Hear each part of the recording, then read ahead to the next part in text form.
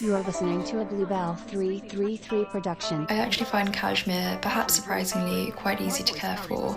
So during the winter months, 95% of my wardrobe is wool and cashmere. And it feels like my laundry load halves because I just don't wash the fabrics as much.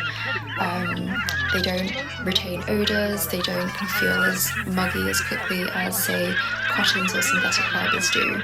And when I do, they dry really easily. The fabrics are soft and malleable, so kind of the way that you set them to dry, they will dry in that shape. And when I do wash them, I just kind of gather all of my wools, all of my cashmeres together, same colours, and then just pop them in the wash. And I use my gentlest cycle, so I think it's for wool, gentle wool cycle or something, I don't know what it's called, but I will set the temperature to 0. So full cold wash, no drying whatsoever, and I use a bit of this. This one's from Clothes Doctor. It's called Eco Wash for Cashmere and Wool. It does what it says on the tin. You just kind of, I guess, need something that's specialised for wool. And I used to use one from Eco Cover as well. That worked fine. And yeah, it's pretty easy. I mean, the only things that I don't put in the wash are the cashmeres that are blended with silk. And I learned that the hard way because it shrunk. I had a jumper that I put in that shrunk, and it was so painful because it was beautiful.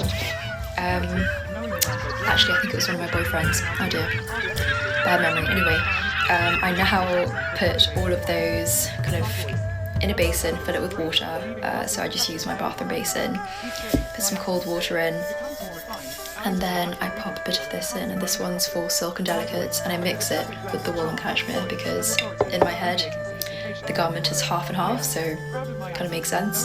And then I just agitate the water and the fabric, get it a little bit sudsy, and then take it out and dry it. On those days that I wash them, the whole apartment will be filled with just kind of fabrics that are laying flat. I use my dining table, the radiators, anywhere that will take them.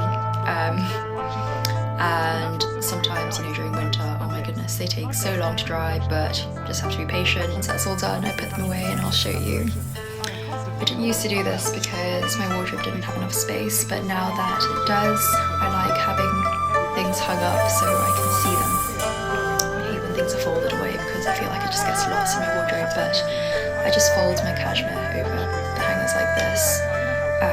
If you hang them up properly like a t-shirt, it really pulls in the fabric, so I just prefer to do it this way. And some fabrics are, I find, easier to maintain than others. So this one's baby goat, and the fibres are longer, thinner, so it doesn't pill as much. And I have some fluffy jumpers that do kind of bobble quite a bit.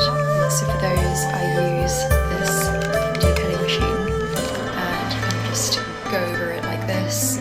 It's got little holes on here which cut the fibres where they're kind of sticking out from the jumper. So